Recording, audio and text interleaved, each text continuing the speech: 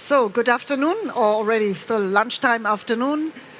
Welcome to this session, which is on climate tipping points and nature, because it's really what we try to say, how is climate change and biodiversity interlinked, and unfortunately, we will face tipping points, or we want to avoid them, rather that. We have heard it many times, we have a planetary emergency, and we are coming close to depleting of the planetary boundaries.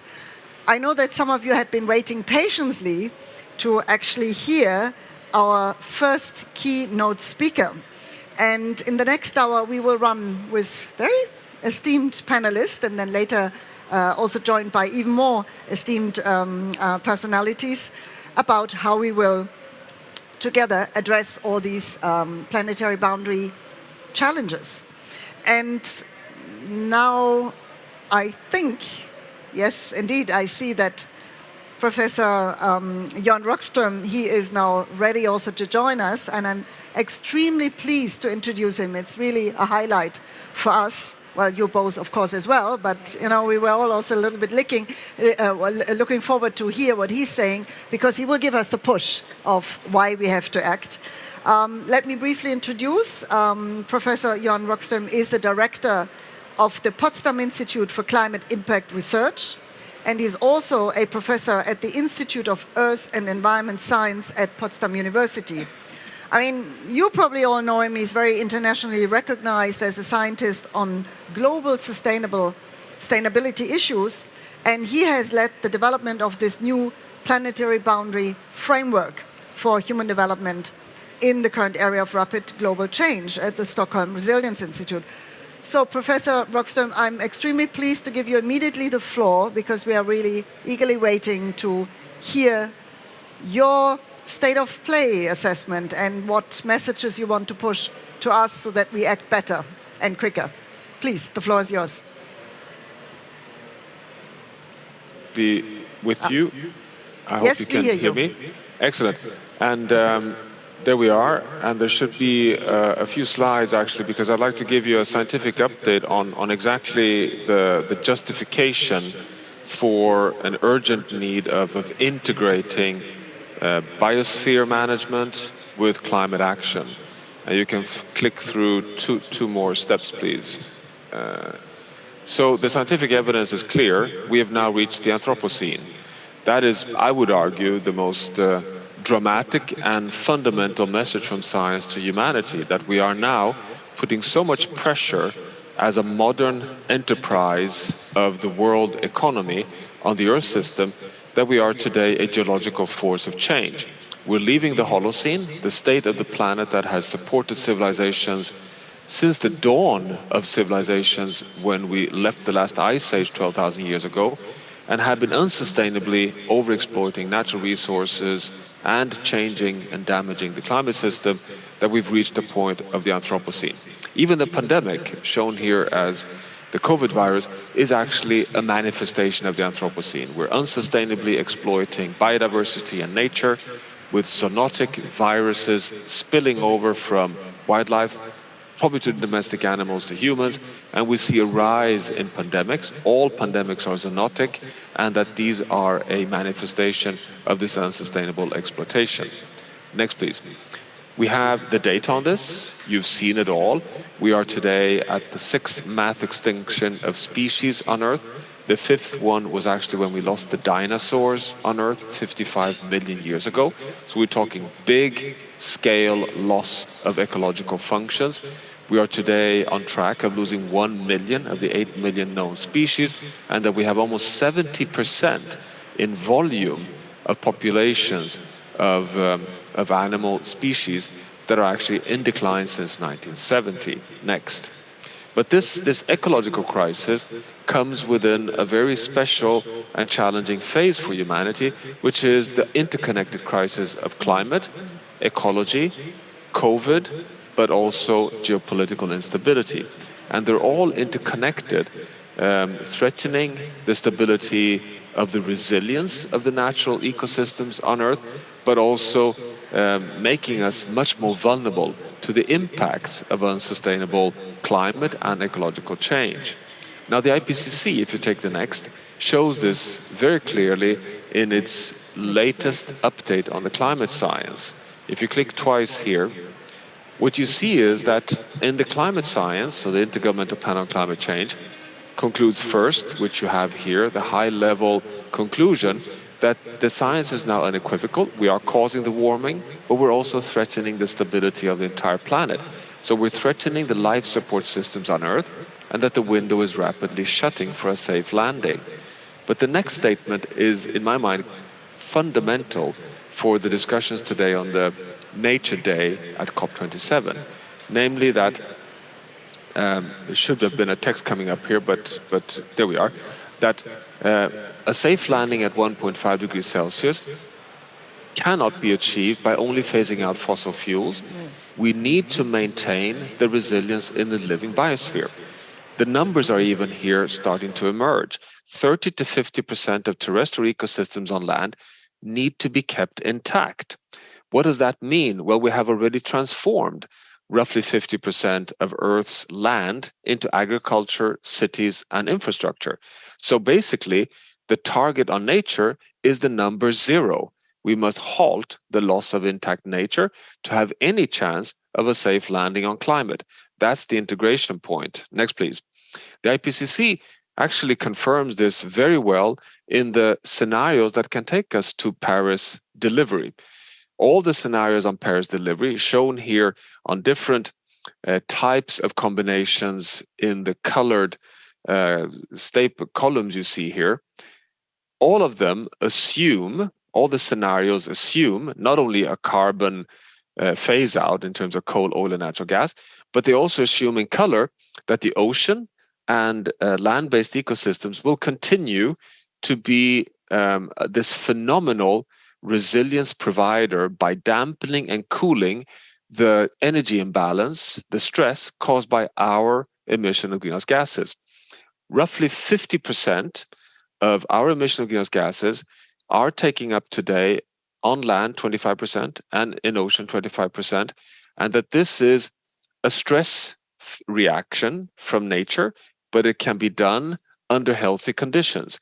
The ocean has a big price it pays by this through ocean acidification, more heat in the ocean, and bleaching events with major ecological impacts.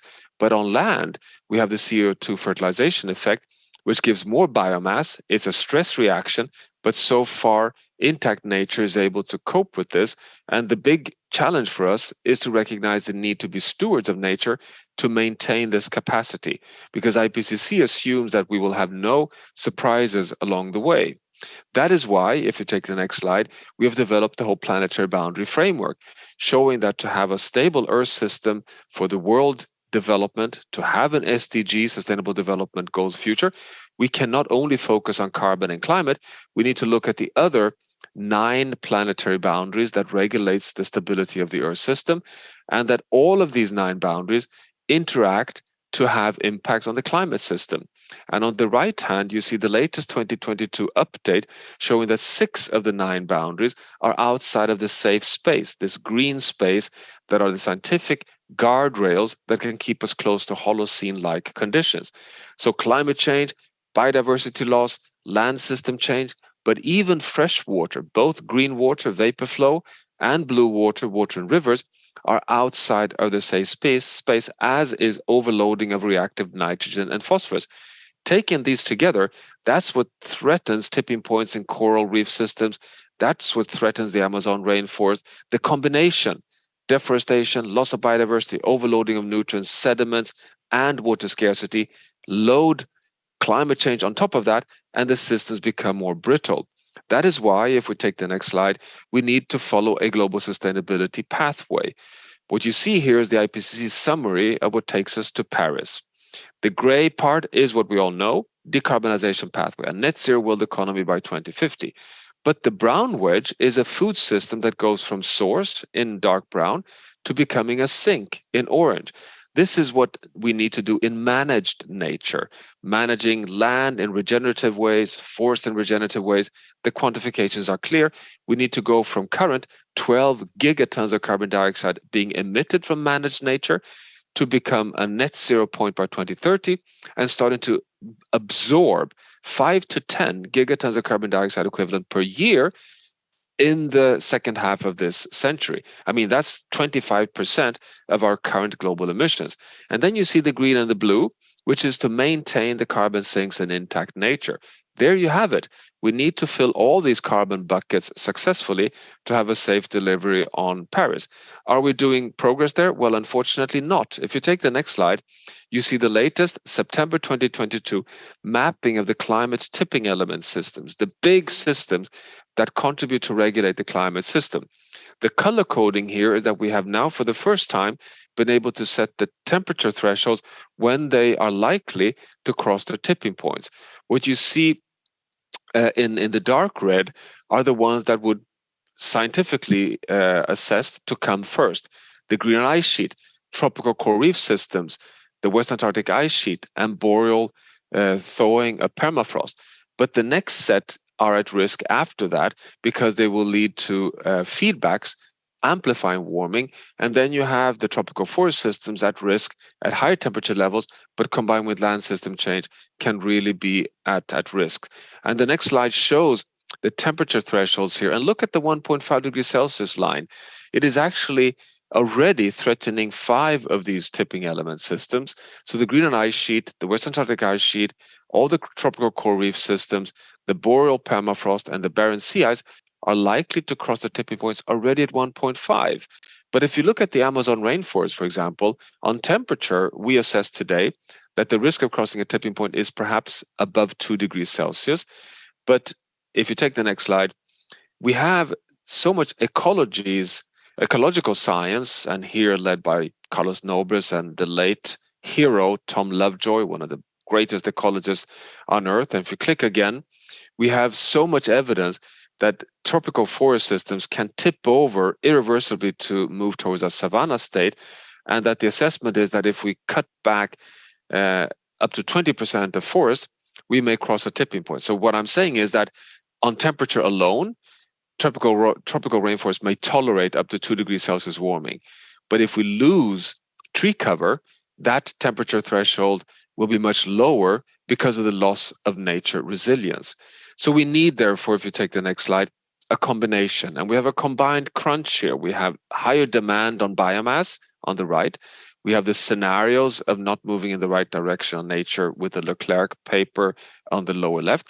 And then we have the work that we've been doing at the Potsdam Institute together with Conservation International, showing that nature has already today held us away from 1.5 degrees Celsius.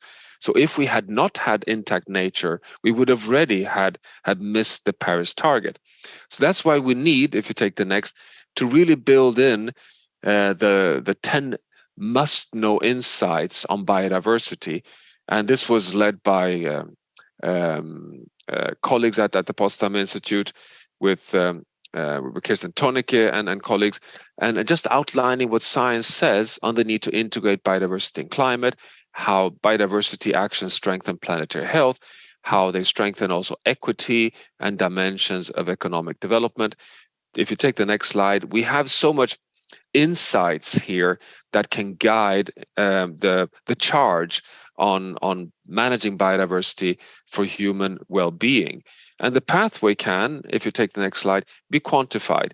We launched a few days back, together with colleagues at Conservation International, the Carbon Law for Nature, which quantifies where we need to go over the next 10, 20, 30 years, and the opportunities we have to build carbon sinks and maintain carbon stocks in managed nature, to protect and conserve intact nature, but also to restore nature. So this is no longer fantasy. This is a plan of action that needs efforts behind them. And science is, in the final slide, if you take the next, please, science is really supporting this. As you may know, the Gulbenkian Prize for Humanity was just a few weeks back given to IPBES and IPCC for their efforts of integrating nature science and climate science. We really celebrate this. The 10 new insights in climate science released at COP27 just earlier this week, again emphasizing the integration between land, biodiversity, freshwater, and climate. And we are now ending the first phase of the Earth Commission, which is the first attempt of really setting scientifically based Earth system boundaries for all the planetary boundaries, including biodiversity, climate, fresh water, nitrogen, phosphorus, and land, as scientific guidance for us to have a safe and just landing zone for humanity on Earth. So that, I think, are putting a lot of scientific support for exactly the agenda on the topic in this session today. Thank you very much. Thank you. Thank you, Professor Rockström, and I'm sure that the audience here, but also the one online, is taken by the very fact-based and evidence-based description of the perfect storm we are in, not just facing, we are in. But I appreciated also that you said by looking holistically and by giving pathways that there's a way to avoid the tipping points. And that's exactly the hope that we need, but also the push and the urgency that we all have to take up. Before coming to my panelists, I can't leave you without at least allowing the audience here to put you one question, if you allow, and if you can stay with us for at least one question. Is there anybody who has these are very burning issues. Anybody who would like to use now this unique opportunity, please, the lady here in front. Can we give her a microphone? Yes. Thank you very much, Professor Rockström, for staying. So, Professor, I read your book, Earth for All, that just came out, and I was very impressed that there are 5 turnaround strategies, because 10, 17 SDGs are so overwhelming because the message is very depressing, right? So 5 turnaround strategies was interesting. And I was curious that biodiversity wasn't mentioned in the 5. And so I know we have to focus. And I run a technology education program for women, so I'm all for women's education, which was number 3. But I was curious why biodiversity wasn't one of the 5. Thank you. Good question. Please, very pertinent, also for our panel afterwards. Thank you. Yes, thanks. And let me just, thanks a lot for that really important question. Just to place the Earth for All first. So the Earth for All is the 50-year update of the seminal Limits to Growth report from 1972. So 50 years later, we run an updated global systems dynamic model, because what the Limits to Growth did was to project the futures of business as usual and the risk of a drawdown of the global economy in the 2020s if we continue to erode the natural resource base. We've updated this, and as has been pointed out, we identify 5 turnarounds and do scenario analysis of a business as usual pathway and a great leap to see whether we can come back within an equitable and safe future within planetary boundaries. Now, the 5 turnarounds has energy transition and food system transition as the big line items. And it's within the food system transition that there's a very strong emphasis on biodiversity. So I can agree with you that biodiversity could have had a justified own turnaround to preserve ecological functions in intact nature, but we chose to have a simplified set of turnarounds where the biodiversity agenda is captured within the food system transition, because the food system is the biggest single threat to biodiversity on land and increasingly in ocean. But behind these 5, I can assure you, and if you've read the book carefully, you have all the Sustainable Development Goals there, and a very strong emphasis on ecological functions and genetic diversity. So the biodiversity agenda is well represented. But it's a good point of we always need to highlight this very clearly. Thank you very much, Professor Rockström. And I think you said it very clearly, we need to work on all, and you also said very much there's a clear link between the different COPs, and that brings me now also finally to our panelists. So thank you once again very much for being with us and sharing your insights. But if you want to stay, please stay. But I would like now to turn to my fellow panelists, and I have a very strong cue here. For the moment, there's Elizabeth Maremba, who is the Executive Secretary for, indeed, the Biodiversity COP taking place next December, and also for the biodiversity framework. And to my left, it's the French Minister for Ecology, Madame Bérangère Couillard. I think we will be later joined, just so that you know, by Dr. Fuad, who is the environmental minister from Egypt, and then at the end also by Commissioner Sinkevicius, who is commissioner from the European Commission for environment, oceans and fisheries. But for the moment, I would rather like immediately to turn to Elisabeth to say, having heard that, that is basically the baseline on what we would like to also act upon in Montreal next month. So how would you react on and what you expect we can deliver under the GBF, the General Biodiversity Framework, but also where are your biggest concerns? Elisabeth, please. I think if you start, it should work. Oh. Yeah. Thank you very much, Florica. I think the stage has been laid very well with Rockstrom. Indeed, climate and nature were at the tipping points. And not just tipping points. Clearly, we cannot look at one without the other. The two are connected, and the solutions need to be looked together. For too long, we've looked at them as separate entities or separate challenges. But time has also told us 30 years after the two were adopted, the Convention on Climate Change and Convention on Biodiversity, that the silos does not give us solutions. Business as usual will not give us solutions. The two challenges are intrinsically linked, and equally the solutions need to be looked together. The IPBES report has clearly also told us among the 5 primary direct drivers of loss of biodiversity, one of them is climate change. And therefore, if we have to deal with biodiversity loss, then climate change cannot be put aside. And the post-2020 Global Biodiversity Framework, which is currently being negotiated for adoption, hopefully next month, at the Conference of the Parties, it intends to provide then a framework to be able to deal with all drivers and stressors of the loss of biodiversity. So climate change is one, land sea use is another challenge to deal with, pollution, invasive alien species, overexploitation of resources, natural resources. And all these are equally challenges for climate. In addition, we also have other challenges or indirect drivers like infrastructure, our own governance structures, our own population dynamics, and the list goes on. And the same are also challenges or drivers, stressors being looked at as on the side of climate change. So again, we can see those connections.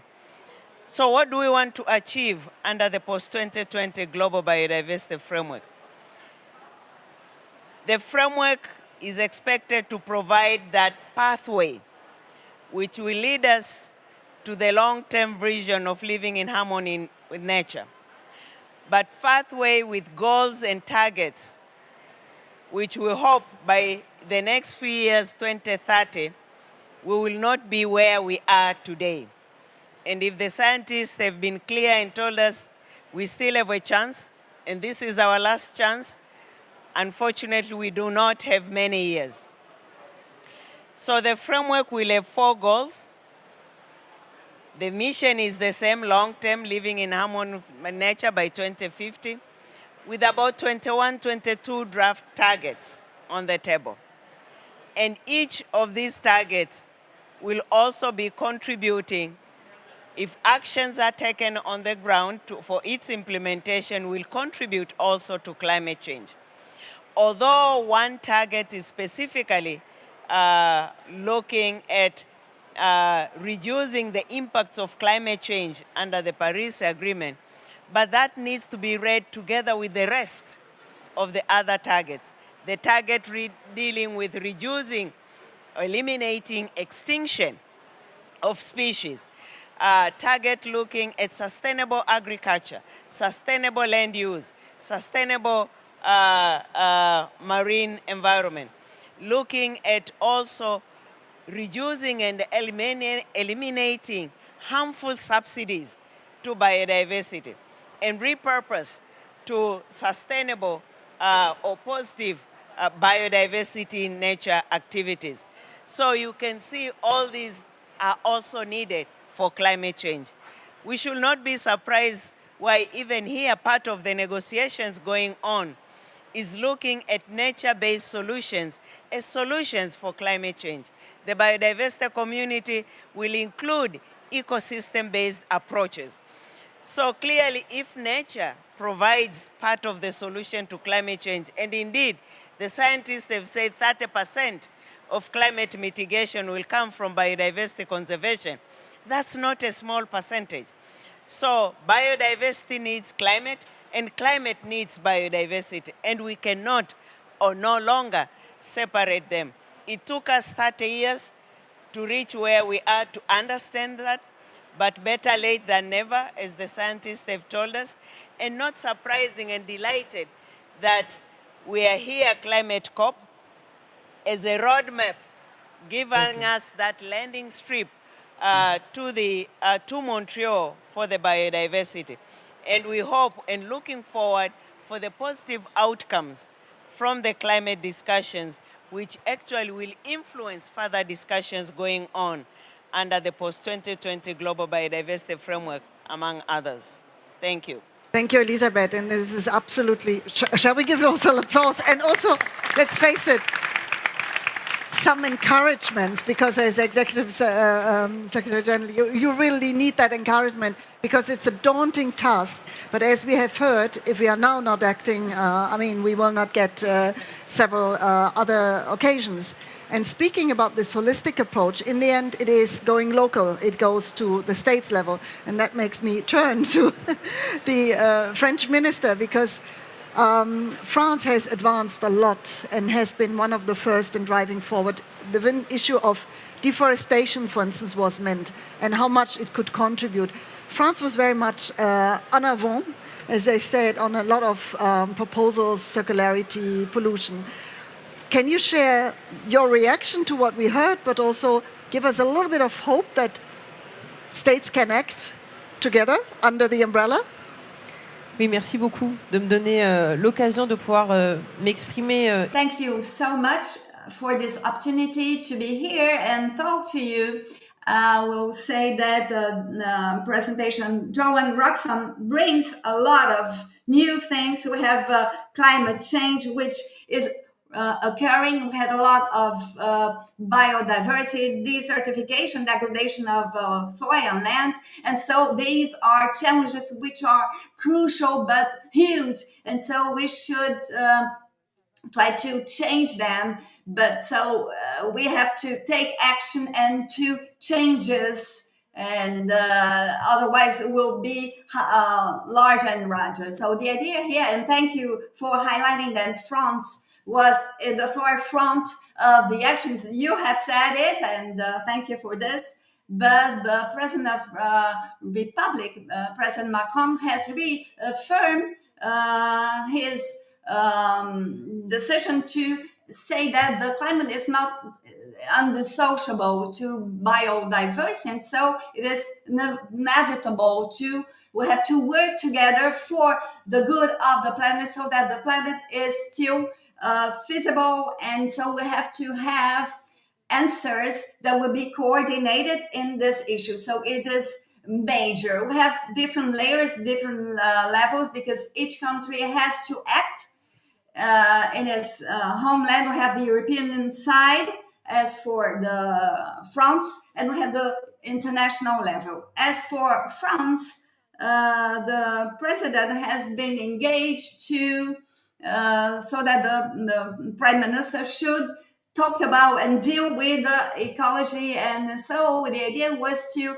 not to work in silos, but to have the ambition to work within all our public policies, and everybody should be engaged. So if we want to bring national strategies concerning the climate, the energy, biodiversity, and as well as for circulating economy, all the ministries should work together. So we are the link for the energy transition now. So everybody who are engaged in dealing with finance and agriculture. So that is why we should have a joint effort working together. So so the president wishes to make France becoming a green nation, and so we would leverage all these issues. So also to bring subsidized funding, we have 19 billion euros as for the ecology and energy transition. So we have to reinforce the politics, and so we have a green budgetization of France with expenses which concern the climate and biodiversity, and as well we'll have some fiscal expenses so as to have a fiscality that at the end we have not only everything which is polluting, but in favor of nature, biodiversity, and the climate. So we also have the European issues, which is important for France. Well, we have funding, and we wish to get to the climate neutrality up to 2050.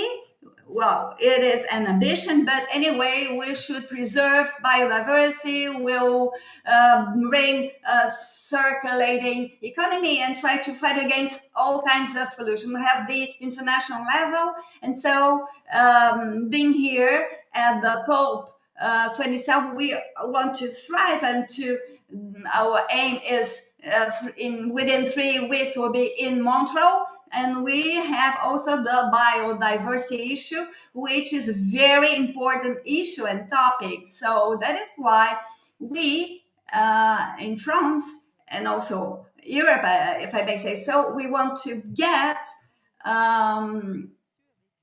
ambitious objectives with very clear targets. We have to quantify all the figures as well, but we have to have verification, validation mechanisms as well. So, because we should, it would be a failure not to get to our targets. So we should verify and validate them, and we should have the transparency of the countries concerning all the action which is taken concerning the climate and the biodiversity. We have also the funding issue. We have to have funding, which is important. So we have to mobilize funding, and everything will allow us to have a world framework for 2030. And so we have to implement all the actions. Pour cela, pour avoir... Well, thus, in order to have this world framework up to 2030, we are working, especially France, with Costa Rica and United Kingdom, so as to transform by means of the coalition for the high ambitions. We want 30% of the mayors, and to protect them until 2030. So it is not easy. We have some discussions which are kind of not easy, but we feel that was not as enthusiastic. But I think that we have good discussions, and we had some countries which hesitated and do not. And so they are eager to be part of this 2030. So we have to conclude the financial flows that will help us to follow the actions. And nowadays we have the consequence of the climate heating and the other gas emissions. So we have also the forestry and the preservation of the carbon. And so President Martin was present last week, and he is engaged to work within Gabon next March. Le One Forest Summit. The One Forest Summit, and this will allow us to deal about those issues They are very important topics. I participated in another meeting concerning the forests, and so we will be able to forest the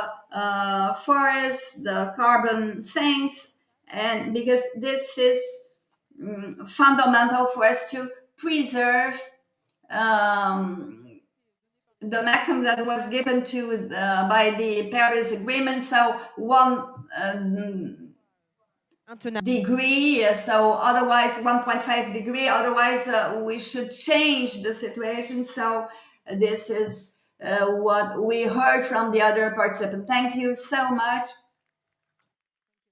Very precise ideas of that we can act and how we can act. It's very much also linked to, you have some water there if you want, also linked very much to what in the European Union we would call the Green Deal. And it means that you really have to act in a mainstreamed, integrated fashion.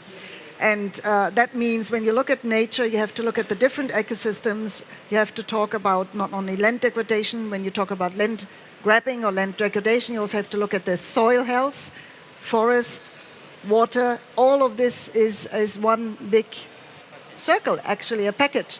And I found it very, very enlightening to hear like how much nature is currently contributing of not having yet reached tipping points, although we are actually far beyond on how much we have put up emissions.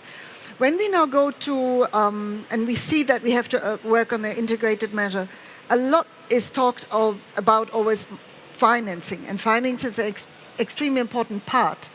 But at the same time, when it comes to how is financing used and what would we really like to achieve, because you said it, Elisabeth, it's local drivers. That means we also have to act locally.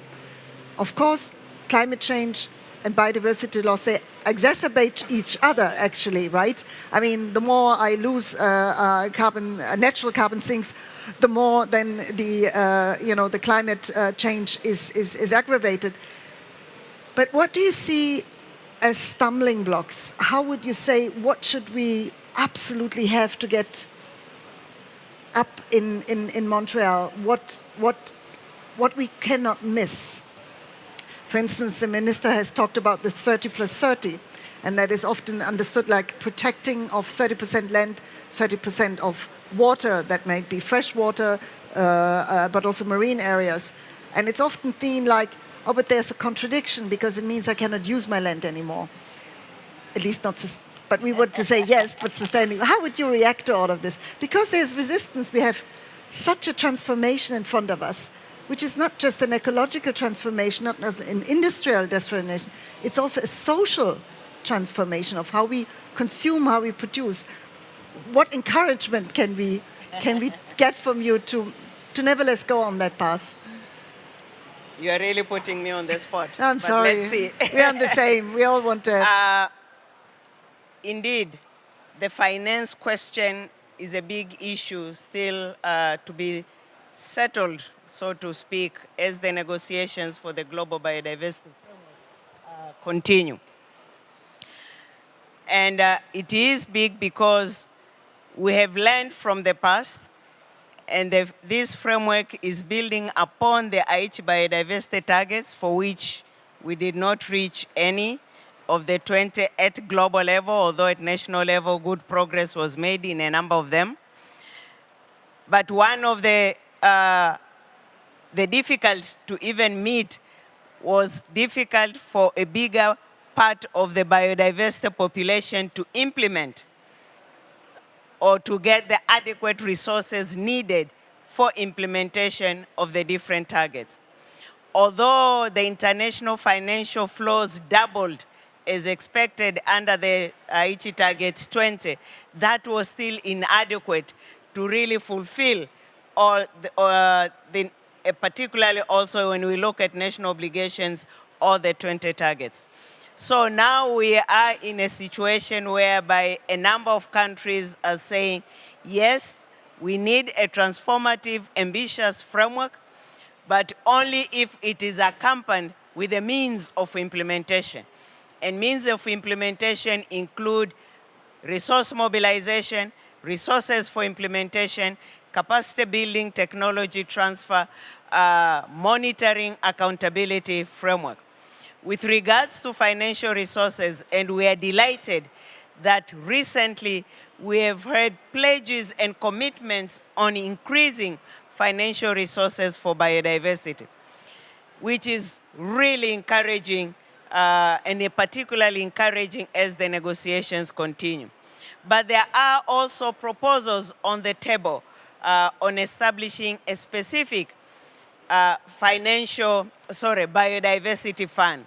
One may say the biodiversity community is also learning from the climate community in the sense that if the two are directly linked and connected, and that we cannot deal with one without the other, and if under the climate community or discussions, there are different pockets of financial resources, including the 100 billion, which is yet to be met, but there are others within it, Green Climate Fund, for instance.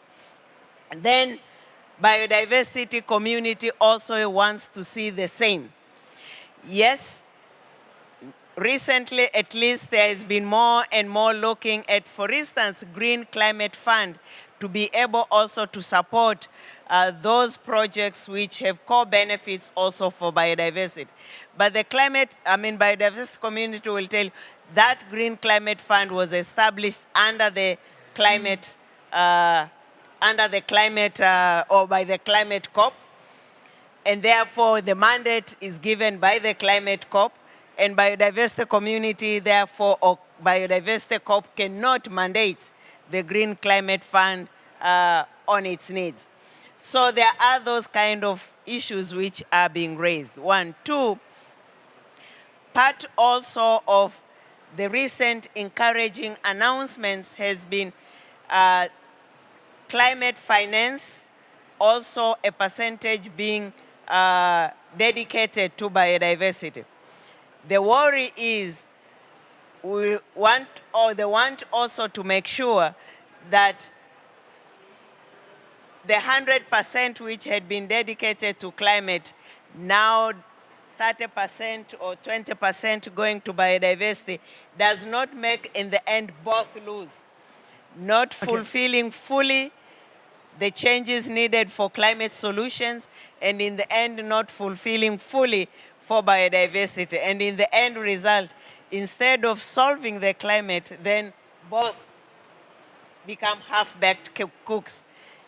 And because particularly both take a long time, then probably might end up losing more. So we need to also be careful. 30 by 30 has been a big also issue, supported by many countries, in fact, even our own parties under biodiversity. But also, the concern being raised there is it should not be, the focus should not just be on the 30 by 30, but the framework is a totality package with many other targets, which are also important for those 30 by 30 areas being put in, including resources, that is the resources for all targets and not just 30 by 30. But if you had heard Professor Rockström, when you look at, for instance, on deforestation, it was also very clear that if you use deforestation something different than using a sustainable forest management, right? And if you need food for a growing population, you should rather be careful on how to preserve nature that gives you the food back. So there are very good win-win situations that we can have.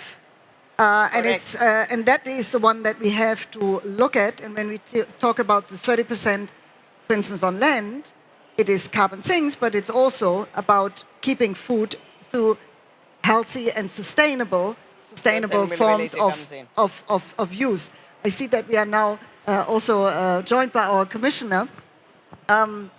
Commissioner, we were already having an excellent introduction by Professor Rockström, who was really telling us it's more than time to act because it's very close to tipping points, but also made very clear the link between climate change and biodiversity and how they all interact. I would still want to put one short question also to Madame la Ministre, because We have been both here, and then I think, Commissioner, you would end, and if you want, you can later perhaps also stand and give perhaps some concluding remarks. We are very honored that you're here now. But when you hear what Elizabeth was saying, we're all looking at the same goal, but at the same time, we should also probably learn from what did not work so far in expectation management in the climate COP, and not repeat that in saying, when we say about financing, it should be coming from all resources, right? How would you react on that? Alors, il y a le sujet évidemment financier. Well, there's the finance topic. So the idea is to give all the means necessary so that tomorrow we can act. Tomorrow we can be efficient in terms of climate and biodiversity. To do that, we need to set objectives and targets because we need to know where funding flows will go. We have committed to some objectives. We know that we don't want to go over 1.5 degrees Celsius. That was defined by the Paris Agreement. So that's an important foundation. And we need to get organized so that everything that we pledge goes in that direction. There's also this global framework with the French and European objective of 30% of lands and oceans and seas to be protected.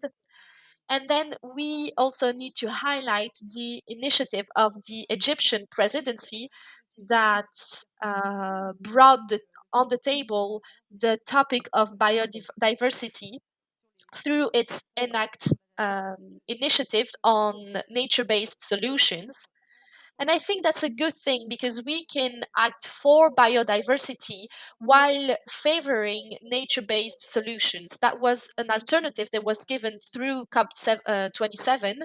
We also have important international events. We have the One Forest Summit that will happen in March 2023, but there's also the fact to co-organize with Costa Rica the next UN conference on seas in 2025, on seas and oceans, that we want to organize in France. So that will also be a good opportunity because I think that we need these international events to meet with one another, to confer on top objectives and targets. It will be hard, we know that, for the COP27 now and the COP15 in 3 weeks. And with these objectives, we also need fundings that are ambitious enough to meet these objectives, but also long-term fundings. So the 100 billion of euros that were pledged for developing countries that once again are the first victims of climate change.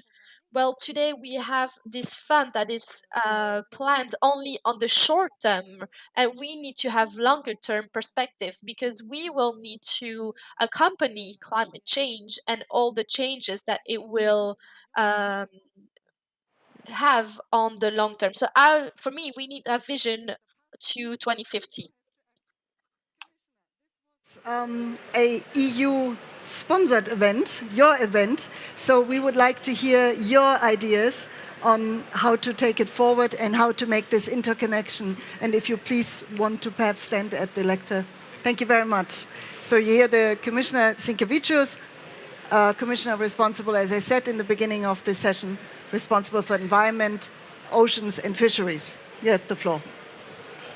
Thank you very much. Thank you. Yeah. Is it? Yeah. Good. Yes, so good afternoon, everyone, and of course, thank you very much, and thank you for this excellent discussion. The findings that presented by Professor Rockstrom, they clearly confirm that we are in a planetary emergency, and we know the interdependent causes and solutions for biodiversity and climate change, and what we know also very well, that we are running out of time. Nature is a pitiless timekeeper, and the risk of passing irreversible tipping points within this decade is a terrifying prospect. And as a father of two still young children, I'm of course deeply concerned, because in 2050, my children, they will be around 30s. And how the world will look like depends on what we are going to actually do today. And will they be able to live a decent life, a life filled with opportunities? Or will they struggle in a world where people fight for simple survival? A world where disasters are much more frequent, where many places are no longer fit for human habitation. The good news is that first scenario is still a possibility, but the window of opportunity inevitably will close. And if we want to keep it open, our only option is, of course, rapid, large-scale implementation of solutions on three fronts. They must be technological, societal, and nature-based. And that's why EU has just joined the ENACT Partnerships for Nature-Based Solutions, launched by Egypt today, and with a view to delivering accelerated implementation of nature-based solutions. And finally, we actually have this linkage between two COPs, between climate COP and biodiversity COP. Because even if we do a tremendous effort getting our emissions down to zero, but our oceans, our soils, our forests are no longer able to cope, we're still busted. So these solutions, they can make a significant contribution to a nature-positive, carbon-neutral, and of course equitable economy. And their multiple benefits include sustainable livelihoods, new business opportunities, and jobs where people can thrive. They have help build responsibility, and they provide a sense of, first of all, being part of the solution. They build bridges between different disciplines, and they encourage a clear spirit of cooperation. And more than anything, these nature-based solutions ensure that a concern for nature is a fundamental feature of policies in a broad range of economic sectors. And if, just less than a year ago, there was a discussion and some countries raised that this is not internationally acknowledged term nature-based solution, I'm extremely happy that in UNEA 5.2, we managed to fix it. So what do we need today? We need a leadership and we need solidarity. And our panelists, they have given extremely good examples on how we can move forward. And points that we can add is certainly, it's not going to be easy to find a solution in COP15, but what we can do is already work hard this upcoming 3 weeks identifying landing zone. And it's not only about the target 30 by 30, because the most important part, what's going to go under that target, what sub-targets we are going to have. Are we going to be able to agree on a review mechanism that is going to be effective and will make us accountable? Are we going to be able to meet at the next COP and already evaluate the gap and the way forward, how to close that gap? Of course, financial resources, mobilization of finances, they are going to be extremely important. I'm proud to represent EU, where we pledged doubling our spending on biodiversity. I'm extremely thankful to France and Germany for them stepping up, and I really encourage others to do so as well. But of course, we have to be realistic at the funds that can be mobilized and raised.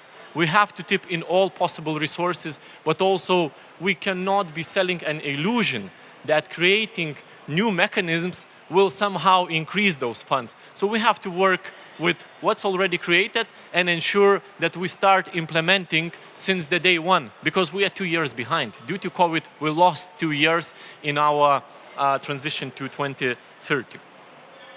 I think for you all being here, and I'm very thankful, one thing is certain. This warming planet, this thinning of the fabric of life is our responsibility. And everything depends how we act.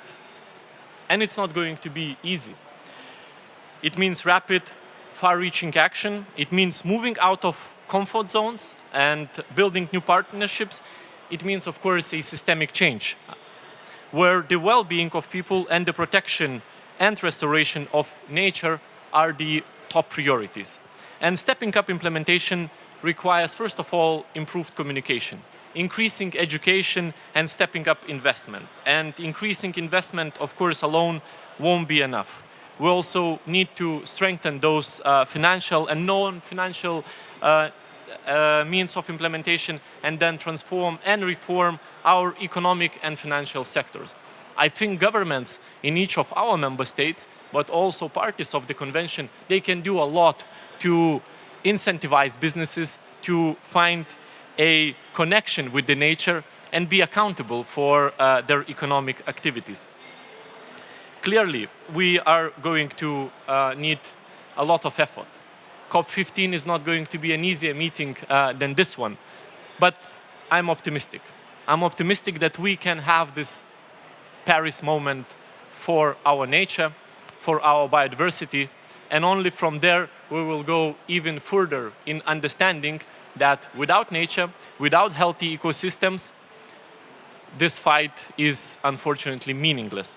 Thank you very much for being here, and I'm of course was pleased to close this excellent event. Thank you. Thank you, Commissioner, and thank you to everybody. Thank you very much. Solidarity and leadership, this is what we will count on at local level, global level, at this COP and on the next COP. So thank you very much and have a good afternoon. Thank you. Merci beaucoup.